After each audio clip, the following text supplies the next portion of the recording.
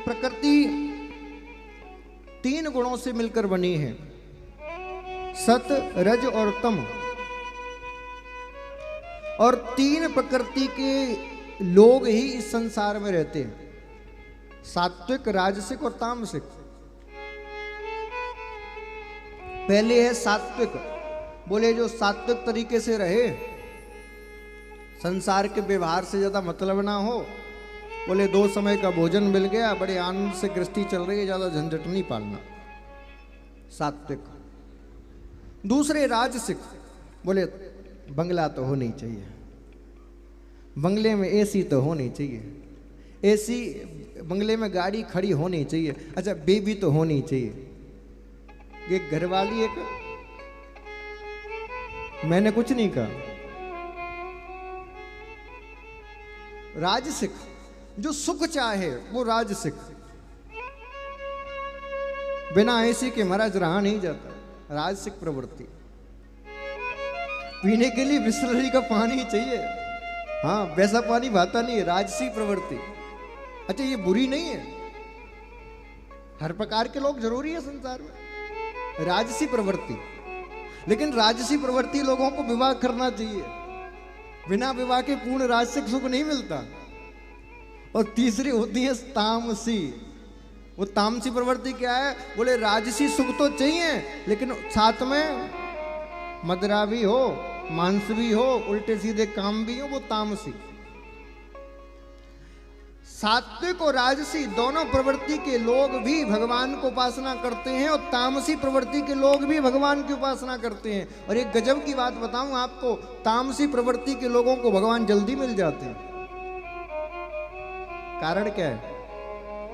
क्योंकि जो उनकी उपासना पद्धति भिन्न होती है। आप देखिए, हम और आप महाराज कथा सुन सुन के मर जाते, फिर भी भगवान नहीं मिलते, और उधर रावण को, कंस को भगवान साक्षात मारने के लिए आ जाते हैं।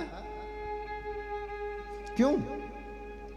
क्योंकि भले उनकी प्रवृत्ति तामसी है, लेकिन उनके अंदर भक्ति तो सात्विक है।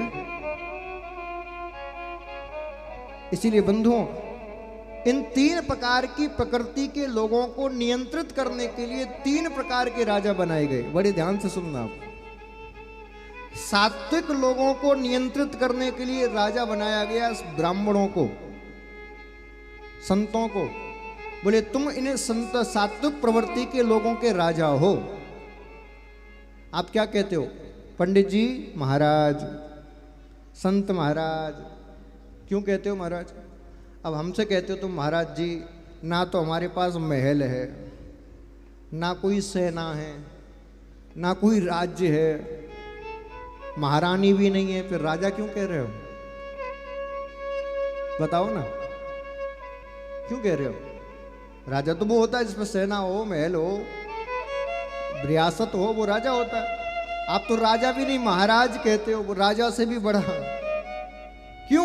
क्योंकि भगवान ने सात्विक प्रवृत्ति के लोगों को मार्ग दिखाने के लिए, उनका नियंत्रित करने के लिए ब्राह्मणों को और संतों को महाराज बनाया है। बोले तुम इनके राजा हो।